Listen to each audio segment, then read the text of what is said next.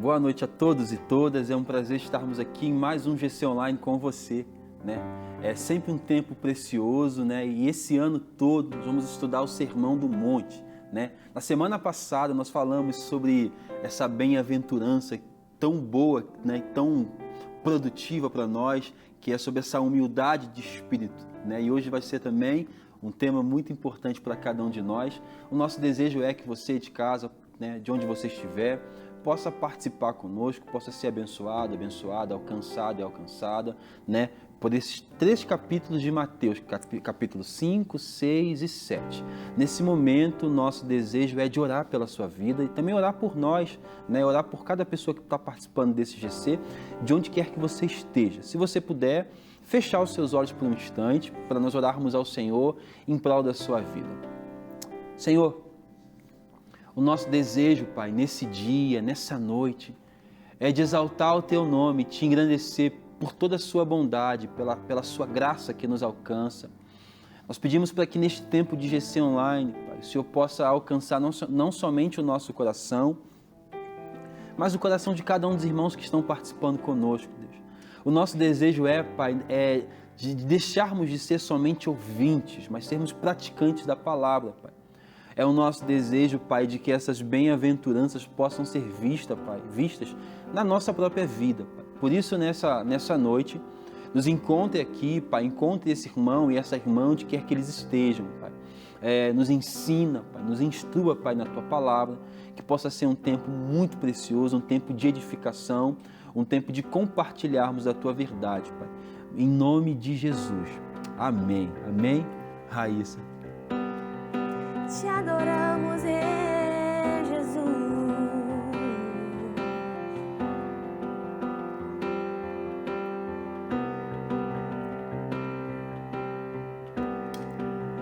Bem-aventurado é o que está firmado em tua casa, aqueles que te amam, cujo coração está no nosso Deus. Que teu reino venha sobre nós, queremos tua glória sobre nós. Ouve, ó Deus, nossa oração, Altíssimo, e sara esta nação.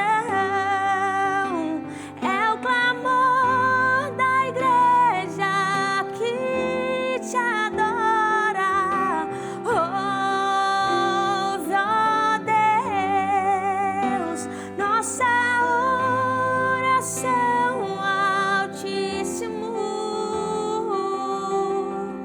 e sara esta nação. É o clamor da igreja que te adora.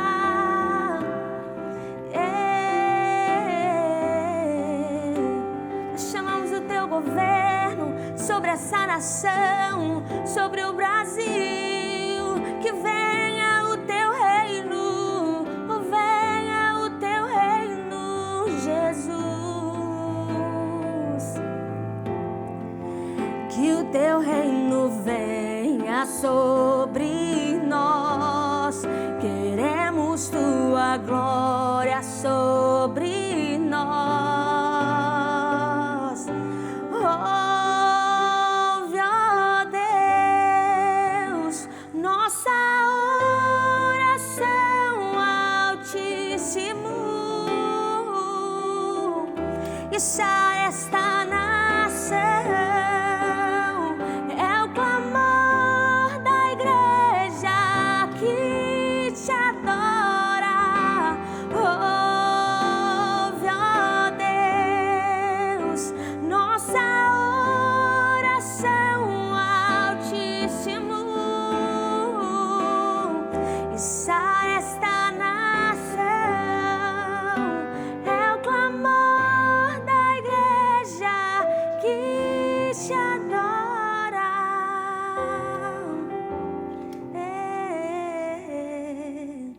nós te adoramos. Espírito Santo, Tu és bem-vindo em nossas vidas, Tu és bem-vindo em nosso coração. Nos ajude a prosseguir.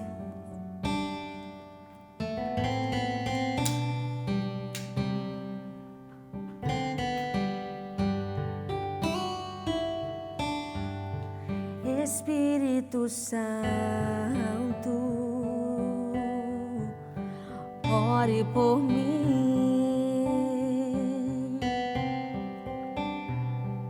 e leve pra Deus tudo aquilo que eu preciso.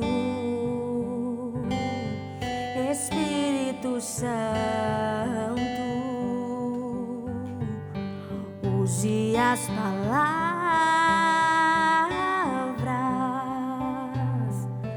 que eu necessito usar, mas não consigo.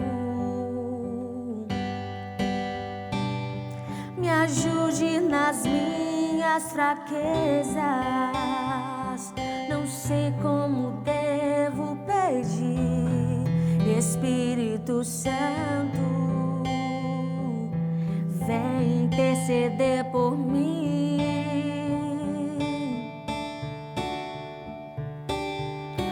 Todas as coisas cooperam para o bem daqueles que amam a Ti. Espírito Santo, vem orar por mim. Estou clamando, estou pedindo, só Deus sabe a dor que estou sentindo. O meu coração está ferido, mas o meu clamor está subindo. Estou clamando, estou pedindo, só Deus sabe a dor que estou sentindo. O meu coração está ferido, mas o meu clamor está subindo. Estou clamando, estou pedindo, só Deus sabe a dor que estou sentindo. O meu coração está ferido, mas o meu clamor está subindo. Senhor, nós te exaltamos, Pai. E assim como nós cantamos aqui, Pai, ajuda-nos, ó Deus. Nos ajude, ó Pai, a sermos pessoas melhores, Pai. A vivermos conforme a Tua vontade, Pai. A aplicarmos, ó Pai, essas realidades presentes no Sermão da Montanha, Pai. Faz de nós, Deus, pobres de espírito, Deus, para que possamos confiar, Pai, que a herança do reino é produto da Tua bondade, Pai. Faz de nós também pessoas que choram, Pai, que se quebrantam, Pai, e que compreendem a realidade da Tua vontade e o quão distante estávamos do Senhor, Pai. Alcança cada um dos irmãos que estão nesse exato momento, Pai, hospitalizados. Alcança pessoas que estão talvez na penitenciária, Pai. Alcança pessoas que estão nos ouvindo, somente o áudio, Pai. Pessoas que estão sintonizando agora, Pai, participando conosco, Deus. O nosso desejo é, Pai, para que essa verdade que nós vamos compartilhar aqui alcance vidas e corações, ó Pai. Que em cada GC, Pai, possa haver um fortalecimento, Pai, não somente do GC, mas do líder de GC, Pai, do anfitrião, do co-líder, Pai. Em nome de Jesus. Esteja conosco aqui nesse tempo, para que seja um tempo de edificação. Se nós oramos e te pedimos, em nome do Teu Filho Jesus. Amém e amém. Amém. É sempre bom estarmos aqui com vocês e eu sei que nós já falamos, mas durante todo esse ano nós vamos trabalhar o texto do Sermão da Montanha, capítulo 5, 6 e 7 de Mateus. Na semana passada nós falamos sobre essa pobreza de espírito que fala sobre dependência, sobre depender de Deus, né? Bem-aventurados pobres de espírito, né? E nós falamos na semana passada que essa pobreza, ela não fala de coisas materiais, é uma pobreza de espiritualidade, uma pobreza espiritual, né? O ser humano se percebe distante de Deus por causa dos seus pecados, então ele se percebe num estágio de pobreza, de miséria, de vergonha, né? E o tema da lição de hoje é a segunda bem-aventurança, que é bem-aventurados que choram, né? Bem-aventurados que choram, porque eles serão consolados, né? Está aqui com a gente aqui Raíssa, como sempre, e também o Tairone, né? Então, se você puder abrir comigo a sua Bíblia no texto de Mateus, capítulo 5, lá no verso 4. Mateus 5, verso 4. O texto fala assim, Mateus 5, verso 4. Bem-aventurados que choram, pois serão consolados. Bem-aventurados que choram, ou felizes os que choram, porque serão consolados, né? E a lição fala para a gente que, sem dúvida alguma, essa declaração diferencia, né, o cristão de qualquer outra pessoa, né? O cristão de alguém que não é cristão, ou de alguém que não tem fé em Cristo, né?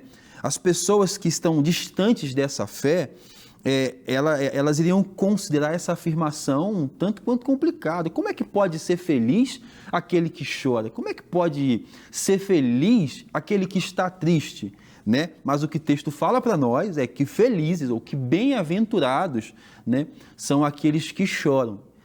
O que a gente vai precisar fazer é tentar entender o contexto em que Cristo fala isso, o que ele quer dizer com esse choro, que choro é esse, né? E que promessa é essa também, né? Porque se o Evangelho diz que felizes são os que choram, essa é a verdade, né? A primeira coisa que a gente precisa perceber ou tentar entender é que choro é esse, né? Nos parece que esse choro ao qual Jesus se refere é um choro que tem a sua origem, Raíssa, no arrependimento. Porque a bem-aventurança ou o sermão da montanha, ele segue uma sequência. A primeira bem-aventurança é felizes são os que se compreendem como pobres de espírito. Ou seja, felizes são os que se percebem, os que confessam que estavam distantes de Deus. Esse distanciamento de Deus é o que vai nos levar a chorar. Esse choro é produto do arrependimento, né? Então, uma das possibilidades em que o texto foi escrito é dizendo que aqueles que se arrependem vão alcançar consolo. Aqueles que choram porque compreendem a distância que estavam de Deus, alcançarão o consolo. E aí, Raíssa? Existem vários tipos de choro, né, Rafa? Existem aqueles que choram por uma perca, ou talvez por alguma tristeza profunda, ou alguma adversidade, alguma tribulação. E o foco aí é falar sobre aqueles que choram por arrependimento. E como assim ser bem-aventurado aqueles que choram? São bem-aventurados e são felizes porque eles são consolados. Não porque choram em si, mas porque vem o consolo de Deus após aquele choro. Legal, a gente compreende então por meio do texto que é uma verdade difícil, né? Na verdade, a gente sabe que o Sermão da Montanha é um dos textos mais famosos e conhecidos da Bíblia, mas um dos menos praticados e vividos, né? Porque nos desafia. A nossa fé perpassa por esses textos, né? Mateus 5, 6 e 7, né, nos diz como deve ser a vida deste homem e mulher, dessa pessoa, que agora é um cidadão dos céus. Então, fala assim, olha, feliz é aquele que compreende a sua pobreza e seu distanciamento de Deus. Feliz é aquele que depois, logo após de compreender a sua distância de Deus, chora, né? Então, eu compreendo que eu estava distante de Deus, compreendo essa minha necessidade de depender dele, e isso me leva ao quebrantamento. Por quê? Porque qualquer ação, qualquer ato que eu realize distante de Deus, não faz sentido algum e tende a possivelmente é um pecado e me leva para longe. Então parece que essa bem-aventurança, ela fala que felizes são os que compreendem que são pecadores e que se arrependem dos seus pecados, que enxergam que algumas de suas práticas e forma de viver os levam para distante de Deus, né? Não é somente sobre arrependimento, é também sobre arrependimento. Então, chorar, existem vários lugares no mundo em que o evangelho não pode ser pregado, em que há uma perseguição religiosa. Nesses lugares, os cristãos são perseguidos, eles choram, né? E é bom falarmos, então, que existe uma promessa, não somente para aquele que se arrepende, mas também para aquele que está sendo perseguido em prol do nome de Jesus, né? A gente vai falar um pouco mais à frente, né? Felizes são vocês quando forem perseguidos em prol do meu nome, né? Então, esse choro aqui, que Mateus está relatando acerca do que Jesus está dizendo, é um choro que nasce de uma contrição.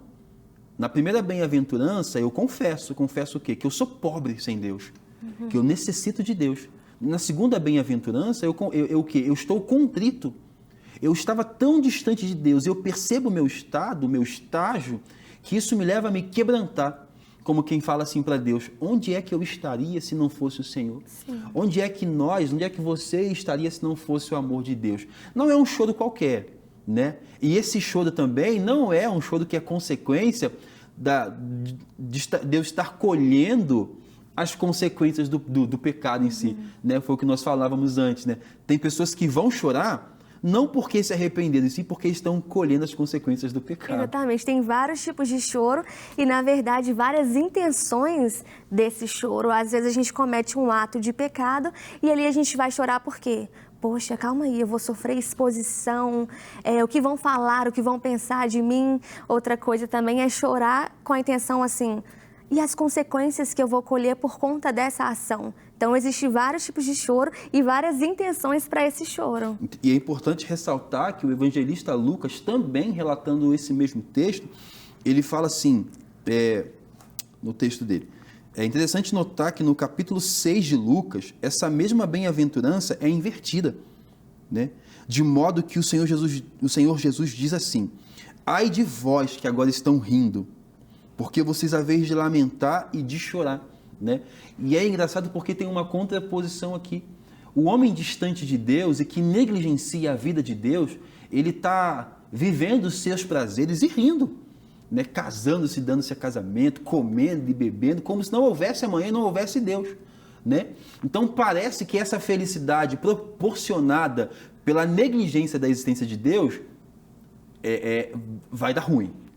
Vai ocasionar um problema. E parece que esse choro, essa contrição, esse sofrimento pela revelação do meu estado de pobreza é o que me conduz a um lugar de felicidade eterna, que é esse consolo, que não é mais momentâneo, né? E aí nós temos aqui algumas perguntas para discussão, né? Que é assim, será que atualmente essa bem-aventurança ela tem sido vista presente dentro de grande parte das igrejas? A gente tem percebido os nossos irmãos na fé em contrição, chorando como quem se arrepende pelos seus pecados? A gente tem visto isso?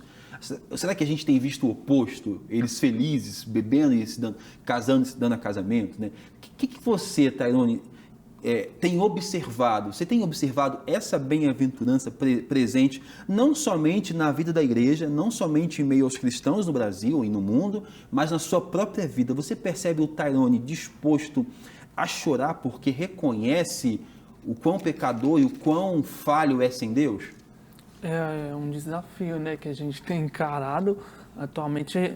Parece que a gente tem percebido uma pequena frieza ou um medo de expor a minha falha. Eu vou chorar, as pessoas vão ver que tem algo de errado em mim, ou eu estou em pecado. Parece que não é como antigamente, que nos evangelhos, que não tinha aquele problema em expor seu pecado, porque não era o objetivo ali expor o pecado, porque todos somos falhos. Eu acho que eu tenho percebido isso, como é que eu posso usar a palavra? Uma certa frieza? Uma certa frieza, comodismo, eu acho que... E tem outros fatores também, né, que acaba contribuindo para essa frieza, porque hoje em dia a gente vive com tantas coisas para fazer, ativismo, tantas circunstâncias, tantas adversidades, que se nós não nos atentarmos, acaba que esse choro, esse arrependimento acaba como que eu posso dizer? Acaba que a gente não valoriza mais isso, acaba que a gente não tem mais aquele sentimento, sabe? A gente não tem mais aquele tempo para o devocional, para a célula, então a gente acaba, pode ser que a gente perca um pouco essa intimidade, essa questão, essa intimidade, essa busca que nos leva para perto de Deus, porque esse arrependimento, ele é produzido pelo Espírito Santo. Então, o afastamento de nós, do Senhor, essa falta de intimidade, pode levar também à frieza do coração e aumentar a iniquidade. Exato. Então, a gente consegue viver essa realidade de um coração contrito somente pela obra do Espírito. O Espírito Santo trabalhando nas nossas vidas e corações é o que nos permite perceber o quão falho e quão errantes nós somos e andamos sem Deus. Então é impossível que a gente consiga viver essa realidade de quebrantamento e de choro e contrição se não for por meio de uma relação de comunhão com o próprio Deus, né? Então, às vezes, observando a nossa própria vida, por várias situações, né, talvez a gente vá dizer que a comunidade cristã não é um ambiente agradável para aquele que confessa, para o pecador, e por isso as pessoas cada vez mais vão se escondendo, construindo uma imagem a qual se quer passar. Alguém disse há um tempo atrás que nós já andávamos de máscara muito antes da pandemia, né? Então, esse coração contrito, fala também sobre isso. Você falou uma coisa que é muito importante. Houve um momento em que houve uma reunião, um culto em que eu estava lá, eu já era líder, né, de GC, e eu estava, tem muitos anos isso, eu estava chorando muito ali, porque a palavra tinha falado comigo. A palavra tinha falado comigo. Só que eu era líder. Então eu me recordo que naquela época que eu estava chorando, a minha liderança veio até mim, bater no meu ombro: Rafael, calma, você está se expondo muito. Mas por quê? Né? Então, assim, chorar, antes de tudo, também é um ato de vulnerabilidade. Porque quando eu choro, eu reconheço que talvez algo está além das minhas forças. Eu reconheço que eu preciso de um alívio, porque chorar traz esse alívio espiritual, emocional. Nós precisamos identificar o porquê que nós estamos chorando. Porque, como Raíssa falou e falou muito bem, tem pessoas que não vão chorar pelo pecado cometido, e sim pela consequência do pecado, né? E sim porque o pecado gerou alguma coisa, né? E uma outra pergunta que tem aqui é: será que nós temos visto o cristão desesperançado consigo mesmo e chorando por causa do pecado que ele comete em seu coração? Raíssa, você tem visto o cristão desistindo de fazer por ele mesmo e chorando como quem fala assim, como quem deseja agradar a Deus? Você mesmo, você se percebe às vezes nesse automático, ou você se percebe buscando esse tal quebrantamento? Como é que você observa essa realidade? Então, Rafa, isso é necessário a gente atribuir a nós, né? Todos os dias a gente olhar para nós mesmos e refletirmos como nós estamos andando, como nós estamos seguindo. Porque, como eu tinha dito, às vezes isso cai numa rotina e a gente não tem aquele tempo de qualidade com Deus. Então, a gente não consegue reconhecer. E muitas das vezes também a gente chega até o Senhor com máscaras, com méritos, com medo de se expor até mesmo para Deus. Então, é necessário nos dias de hoje nos atentarmos para buscarmos esse quebrantamento. Porque esse quebrantamento não é eu decido ser quebrantada. Eu preciso ter a iniciativa e decidir a buscar para que o Espírito Santo coloque em nós esse quebrantamento. Legal. É importante, então, que nós criemos ambientes agradáveis para que os corações quebrantados e até mesmo os nossos corações possam manifestar essa contrição e esse reconhecimento. Porque uma vez que o Espírito de Deus ele opera em toda a igreja e ele é quem nos une, ele é o selo, né, o penhor, nós precisamos então entender que todos nós, enquanto pessoas que somos pecadores, erramos e somos falhos, nós precisamos reconhecer então a nossa falha, em contrição, ter um coração quebrantado. E aqui, o choro ele não é somente de lágrimas, é uma contrição, é o nosso espírito, é o nosso interior gemendo como quem necessita de Deus. Né? Porque senão a gente pensa assim que é só derramar algumas lágrimas e meu coração está quebrantado. Não, a gente já viu, a gente mesmo pode dar exemplos nossos de vários pecados que cometemos, várias vezes que falhamos e erramos, a gente chorou e foram só lágrimas. A gente chora por causa de uma música que nos emociona, chora por causa de um filme, A gente pode chorar também porque o texto é bonito, né? E acaba entrando naquele arrependimento superficial. Poxa, nossa, eu fiz isso, eu fiz aquilo, mas não aquele arrependimento verdadeiro. Genuíno. Poxa, eu feri o coração do Pai. Isso, eu me distanciei daquele que me ama, daquele que é capaz, daquele que é o único capaz de dar sentido à minha vida e dar sentido aos meus momentos de sofrimento. Até mesmo a gente está falando do horizontal, né, o nosso relacionamento com Deus, mas até mesmo no vertical, o nosso relacionamento com o próximo. Muitas das vezes o nosso coração está tão duro, está tão distante, que a gente nem tem empatia, a gente passa tão distante, a gente não consegue perceber os mínimos detalhes, às vezes nós ferimos o nosso próximo, nós não temos empatia para com ele, e isso tem passado despercebido, falta também um quebrantamento nesse sentido. E é importante você falar sobre isso, Raíssa, porque a gente pensa que para uma pessoa vai ser bem-aventurada nisso, outra naquilo. Não, as bem-aventuranças ou o Sermão da Montanha, todo ele é para todos os cristãos, né? Porque imagina um ambiente onde eu reconheço o meu pecado, a minha pobreza, a minha miséria espiritual, eu reconheço isso em contrição, em arrependimento, e você acha que você não precisa disso. Imagina você como minha líder de GC, achando que está num lugar superior a mim, e imagina só o conflito onde eu, quebrantado, que reconheço que sou falho, mas lido com alguém que não se compadece da minha dor porque acha que não precisa de viver a realidade dessa ordenança da parte de Jesus. Quando Cristo fala assim, felizes os que choram, é para todos nós, porque todo ser humano carece desse arrependimento, ok?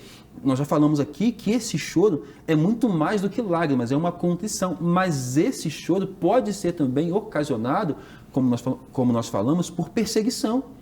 Tem pessoas que choram, e choram também, a partir do arrependimento, choram porque estão sofrendo perseguição, choram porque, talvez também porque estão colhendo o que plantaram, entendeu? Então é importante nós dizermos aqui que essa promessa aqui, acerca do consolo que vai ser dado por Deus, não é somente, é para aquele que se arrepende, e a partir do arrependimento é para aquele que está sofrendo com alguma coisa, seja lá por uma enfermidade, é para aquele que está sofrendo uma perseguição, entendeu? É para aquele que chora. Aqui o sentido de chorar é para aquele que está sofrendo a partir da vida com Deus, a partir da vida com Cristo. Concorda, Tairana? Concordo. E aí o texto fala assim para nós, assim, mais uma questão que a lição levanta para nós é: será que a pregação a respeito do pecado e da necessidade de arrependimento tem se esfriado em meio às nossas igrejas e poucas vezes que o crente é exortado a chorar pela sua condição espiritual? Será que será que nós falamos sobre pecado ainda? E não é somente se nós falamos, é quando nós falamos, o que nós falamos? Porque muitas vezes nós definimos pecado como um ato de ofensa a princípios da tradição e do costume. E antes disso, o pecado é uma ofensa contra Deus. E depois uma ofensa contra o próximo. E depois um ato de revolta pessoal contra Deus e contra o próximo que vai ocasionar um mal contra mim. Entendeu? Então, assim, eu sei que a lição levanta essa questão. Será que nós temos pregado sobre arrependimento e sobre pecado? E se temos pregado, o que a gente diz que é pecado? O que a gente diz que é arrependimento? Porque a gente pode reduzir arrependimento a chorar, a derramar lágrimas, e podemos reduzir pecados a viver uma prática condizente com preceitos da tradição e da religião, que não refletem uma vida com Deus. Não refletem, né? O Sermão da Montanha, ele nos coloca num nível, para buscarmos um nível de espiritualidade que é muito maior do que o proposto pelas religiões da época e pelas religiões de hoje, entendeu? Não é somente ser evangélico, é ser cristão, é praticar aquilo que Cristo praticou e o que Ele espera de nós, né? Então, o que você percebe, Raíssa? Não somente na igreja, mas nos ambientes em que você passa, a gente fala sobre pecado ainda? Existe uma clareza sobre o que é o pecado? Ou o pecado é algo subjetivo, é relativo? O que é pecado para você não é para mim? Então, você tem que se arrepender do que eu não tenho que me arrepender? Enfim. Na verdade, Rafa, assim, a minha forma de pensar é que o pecado, a forma de você conseguir perceber e denunciar aquilo que é pecado, aquilo que a gente está praticando, que é errado, vai além do que ser apenas uma doutrina, do que ser apenas regras.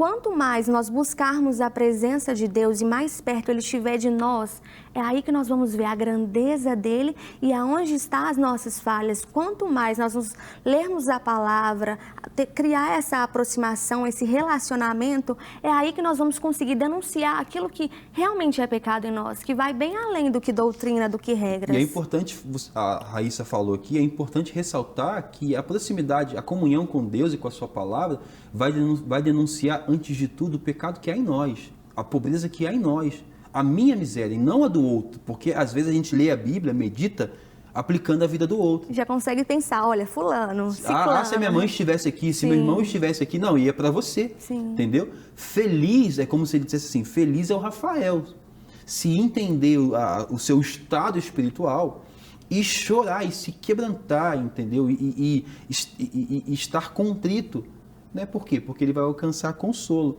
Eu, por exemplo, como um pastor, né? Eu acho sim que nós falamos pouco sobre o que esse homem que morreu e ressuscitou requer da nossa vida, de nós. Está muito fluido e muito subjetivo e relativizado a ideia de pecado, né? Parece que o que é pecado para você não é para mim, eu posso, não, você não deve, eu devo, né? E eu não acho que é tão subjetivo e tão relativo assim. Eu acho que, antes de tudo, a Bíblia, a palavra de Deus, ela sinaliza para a gente práticas que fazem mal para essa relação com Deus, horizontal, e para essa vertical, na verdade, Sim. E fazem mal para essa relação com o meu próximo, horizontal, entendeu? Então, assim, não é tão difícil definir o que é pecado, né? Eu acredito sim que a gente tenha falado pouco sobre isso, mas eu acho que a gente vai encontrar um lugar de equilíbrio, porque houve um tempo em que nós só falávamos sobre pecado e sobre inferno. Então, era pecado e inferno. Né? A gente sabe que hoje a gente pode falar sobre pecado dizendo que existe alguém que nos capacita a viver uma vida que agrada a Ele, né? Para que nós não sejamos conduzidos a um distanciamento eterno deste, entendeu? Não mais falar sobre pecado, e até mesmo a pregação sobre pecado hoje, ou o sermão sobre pecado, ele deve ser lido na primeira pessoa. Eu, como um pastor, quando eu prego sobre pecado, eu não prego como se eu estivesse num lugar de privilégio, como alguém que não peca mais. Eu prego como alguém que peca, como alguém que erra, né? E quanto mais humano e quanto mais humanizado eu for na pregação sobre o pecado e sobre a nossa pobreza e dependência de Deus, talvez mais a minha comunidade vai entender que o pastor, ele é tão humano quanto a gente, ele carece tanto do evangelho quanto eu. Então, logo, esse ambiente é um ambiente confortável para que todos nós vivamos esse arrependimento e choremos juntos, né? Parece que a Bíblia nos convida à comunhão dos que choram porque reconhecem que são pecadores, mas também eles se alegram porque reconhecem que alguém morreu para lhes dar um nome, para lhes dar uma identidade. E aí, Tairone, o que você acha sobre essa pregação sobre pecado, sobre até mesmo a questão do pecado, sobre a questão da exortação? Eu acho que nem tudo está perdido, né? Porque quando pecamos, entendemos que tem alguém que está rogando por nós, Jesus, percebemos que não estamos condenados, mas tem alguém rogando por nós. Legal. Então, a gente vai cair então nessa segunda parte, na promessa, porque existe uma promessa nesse texto também. Ao mesmo tempo em que ele fala que felizes são os que choram, né? Bem-aventurados os que choram, os que se arrependem, né? Os que se quebrantam diante da realidade, da verdade, da sua condição, né? Nós, sem Deus, somos miseráveis. Né? E frisando, né, Rafa, que o quebrantamento, ele não é só uma decisão. Eu decido me quebrantar. Na verdade, o quebrantamento vem do Espírito Santo, Exato. De uma busca, e também é um processo. É dia após dia um ser humano que reconhece as suas falhas, reconhece as suas fraquezas e está em busca de mudança, está em busca de se voltar totalmente para Deus. Então não é assim, eu chorei uma vez no início da minha caminhada e não choro mais. Não, eu estou me arrependendo ou chorando todos os dias. Por quê? Porque enquanto a gente estiver vivo neste plano, neste corpo, o que a Bíblia vai dizer é que o Espírito está militando contra a carne. Sim. Então nós estamos constantemente chorando, rogando a Deus para quê? Para que nos fortaleça, para que preencha a nossa pobreza da própria vida dele, né? E para esse que se arrepende, ou para cada homem, para cada mulher, para cada pessoa que se arrepende e chora por isso, que reconhece a sua realidade sem Deus, existe uma promessa que é: felizes os que choram. Por quê? Porque eles serão consolados. Sobre o consolo. Então, para cada um que chora, porque reconhece o seu pecado, porque está numa condição de perseguição, porque está passando por uma tribulação, para todos esses, existe uma promessa, que é o quê? O consolo. Então a gente não está abandonado, Raíssa. A gente não foi largado nossa própria sorte. E é olhando para isso, olhando para a palavra de Deus, que traz em nós uma esperança, que traz em nós refrigério, que traz em nós fé, que edifica a nossa fé, porque nós vamos caminhar, independente do choro. É um choro, se seja por perca ou se seja um choro de arrependimento, nós vamos caminhar e nós vamos ali ter o consolo de Deus, nós vamos ali ter aquela presença que logo após o choro nós vamos ser bem-aventurados. E é importante então a gente também pensar, ou a gente avaliar, a raiz das nossas lágrimas, ou a raiz do nosso choro. A gente está chorando porque a gente está colhendo a consequência do pecado, ou nós estamos chorando por causa do pecado em si? Porque a consequência do pecado, ela não carece das nossas lágrimas, mas o pecado é que deve nos levar a esse estado, ou melhor, não é nem o pecado, e sim o Espírito Santo, né, que nos convence, ele nos convence do pecado. Esse convencimento por parte dele é que deve nos levar lá às lágrimas. Se nós pararmos para pensar que é constrangedor saber que nós somos amados por um Deus e o amor de Deus por nós é tão grande que ele não poupou o seu filho.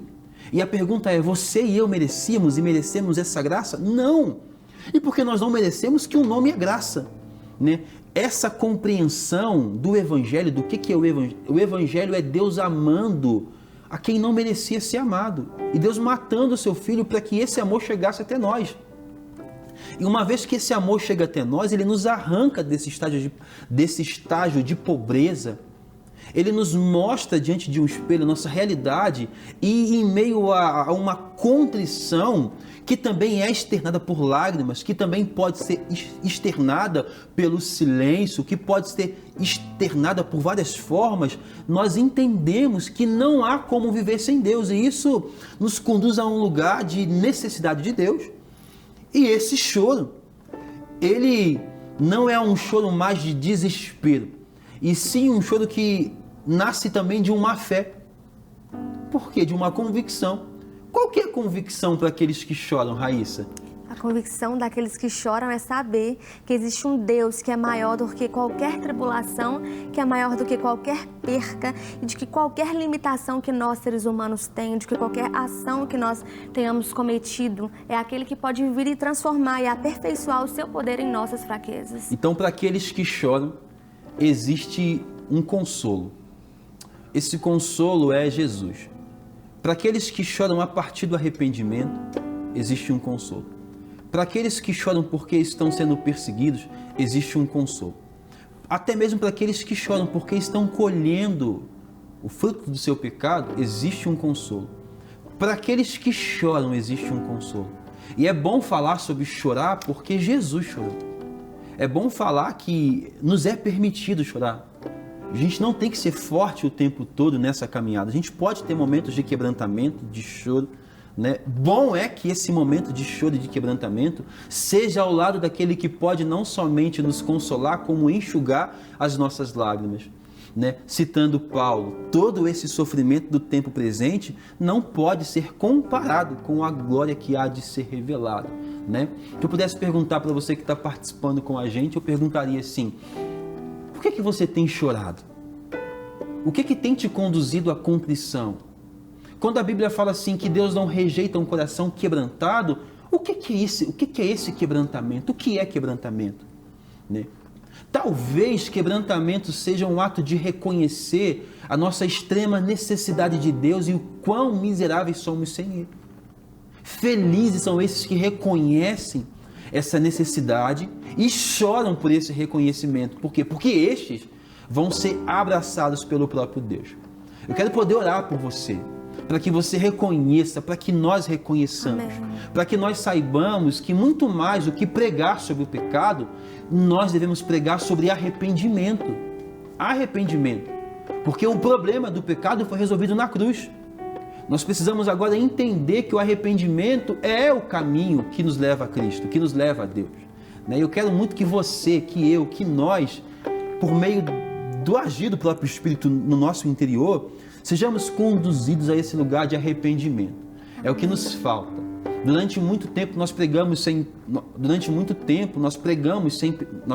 sobre o pecado sem misericórdia, sem piedade, né? Era o pecado que te conduzia ao inferno. Durante um outro tempo nós pregamos sobre uma certa liberdade que anulava a existência do pecado. Qual que é o caminho de equilíbrio, então? É pregarmos sobre um homem que tem poder para nos fazer vencer a nossa natureza, para nos conduzir a um lugar de contrição, de arrependimento, de choro, de pranto, né? Mas também a um lugar de gozo, a um lugar de graça, a um lugar de consolo, né? Inclusive, Ele nos deu o seu Espírito, dizendo assim: eu não vou deixar vocês sozinhos. Eu vou dar para vocês o Consolador. Quem que é o Consolador? É aquele que nos faria o que nos faz, é o Espírito Santo que nos faz permanecer na caminhada, mesmo quando o pastor Rafa, por ocasião dos pecados dele, quer desistir. Já pensou nisso, Raíssa, que às vezes a gente quer desistir porque a gente não consegue ser tão perfeito como a gente quer ser. Então a gente também chora por isso. O apóstolo Paulo fala assim: o bem que eu quero eu não faço, e o mal que eu não quero esse eu faço. Quem é que vai me livrar do corpo dessa morte? A gente chora porque a gente não quer também desobedecer, a gente não quer. Essa briga constante no nosso interior nos leva também a chorar. Por quê? Porque no nosso interior nós queremos obedecer e provar que amamos a Deus. Mas a nossa carne se inclina àquilo que é do mundo, àquilo que é natural e quer viver o que é temporal, né? Então também tem esse tipo de choro, né? Olha só o que a palavra fala sobre discipulado. Aquele que quiser vir após mim, negue-se a si mesmo, tome a sua cruz. Cruz é sinal de sofrimento. Então, quando nós estamos seguindo a Jesus, nós vamos seguir a Jesus chorando, contrito. Por quê? Porque não nos é mais lícito cumprir com os desejos da nossa carne. Não nos é. O chamado de Jesus é: abandone-se na minha presença. Abandone os seus desejos. Abandone as suas vontades, né? Venha. Felizes são os que choram. Não é uma loucura acreditar que os que choram são felizes, porque o choro não tem o poder de determinar como é a nossa vida. Ele vai falar sobre como nós temos vivido muito mais. Ou nós choramos porque entendemos que somos pecadores arrependidos, que somos amados, ou choramos porque a gente não queria colher o que plantamos, né? Mas apesar de toda lágrima, de todo choro e de toda dor, o texto continua dizendo para nós que para esta que chora, existe consolo para você. E se eu pudesse fazer uma aplicação, estender isso aqui para uma realidade muito maior de choro e de lágrima, nós acabamos de sair de um ano extremamente difícil, em que muitas pessoas choraram por várias ocasiões e motivos, né? O que te motivou a chorar, né? E talvez para você que foi motivado por várias realidades a chorar, parece que o consolo está distante, mas o consolo está mais perto. O consolo está a um passo de você, e o consolo tem um nome, é arrependimento. Arrependimento. Porque quando nós reconhecemos que nós não podemos sem Deus, nós nos arrependemos, todo esse sofrimento, toda essa dor toma forma e sentido ao lado dele, né? Os que estão ao lado de Jesus sofrem sabendo do final da história, e o sofrimento toma sentido. Eles não sofrem como se tivessem sido pegos de surpresa por algo. Eles sofrem sabendo que existe um plano, e que no final, ou que em algum lugar desse plano, além de enxugar dos olhos toda lágrima, Ele vai nos dar o consolo também. Eu quero orar por você então. Por favor, da sua casa, de onde você estiver, feche os seus olhos por um instante. Senhor, a Tua palavra nos diz que felizes são os que choram, bem-aventurados os que choram, porque eles vão encontrar descanso, porque eles serão consolados, na verdade. Haverá alguém que nesse momento de contrição vai cuidar desses que choram, Pai. E o nosso desejo é de orar por esse irmão, por essa irmã que está participando com a gente, Pai, que talvez, ocasionado por vários motivos, tem chorado e tem sofrido. O nosso desejo é, Pai, que esse irmão, que essa irmã acreditem que existe um consolo bem presente na hora do choro. Existe um consolo bem presente para esse dia mal. O nosso desejo é não somente para que esse irmão, mas também para que nós, ao reconhecermos nossa pobreza espiritual, possamos cair de joelhos diante daquele que pode não somente enxugar as nossas lágrimas, mas nos conduzir a um lugar de consolo eterno. Em nome de Jesus. Raíssa.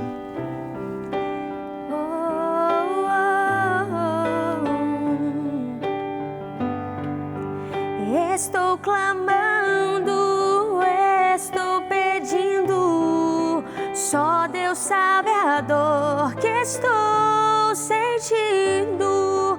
O meu coração está ferido, mas o meu clamor está subindo. Estou clamando, estou pedindo, só Deus sabe a dor que estou sentindo. O meu coração está ferido, mas o meu clamor está subindo. Amém. Que Deus ele possa te abençoar, que Ele possa fazer com que você compreenda que felizes são os que em arrependimento, em quebrantamento, em reconhecimento e gratidão, confessam, professam, que felizes, que necessitam de Deus, que carecem do Senhor. Que Deus te permita perceber ou viver essa realidade, não somente do quebrantamento, mas a nossa oração e o nosso desejo é que ao longo desse ano você possa contemplar e desfrutar dessa bondade. O nosso desejo é que você perceba Deus cuidando de você, te consolando, Que o Consolador, aquele que está ao nosso lado para amenizar as nossas dores, possa estar com você. O nosso desejo é que essa bem-aventurança não seja somente um texto bonito, mas seja algo vivido, visto através da sua vida. Que você não tenha medo de chorar, que você não tenha medo de ser vulnerável, mas que a raiz do seu choro seja o reconhecer que Deus, o que Deus fez por você, fez por nós. É esse reconhecimento do que Deus é, de quem Ele é, do que Ele pôde fazer, do que Ele pode fazer, é o que tem que nos levar a esse choro, a esse quebrantamento. Que Deus permita com que você seja grato e grata a Ele. Que Deus permita com que você pergunte para Ele onde é que você estaria se não fosse o amor dEle. E o amor de Deus nos capacita a nos arrepender para revelarmos a Ele que nós amamos a Ele. Para revelarmos aos outros também que nós amamos a Deus, E também para termos paz conosco. Que Deus te abençoe, que Deus guarde a sua vida, que Deus Ele se faça presente nesses momentos de dificuldade, de choro, de lágrima e de dor. Que Deus tenha sempre uma palavra pronta ao seu coração e que Deus Ele possa te capacitar a ser vulnerável na presença dEle. E que, acima de tudo, que Deus possa te capacitar a dar glória ao nome dEle, quer na lágrima, quer nos dias felizes, quer em qualquer momento da sua caminhada, que você consiga glorificar a Deus. Uma ótima semana, Deus te abençoe, em nome de Jesus. Estou clamando, estou pedindo, só Deus sabe a dor que estou sentindo. O meu coração está ferido, mas o meu clamor está subindo. Estou clamando, estou pedindo, só Deus sabe a dor que estou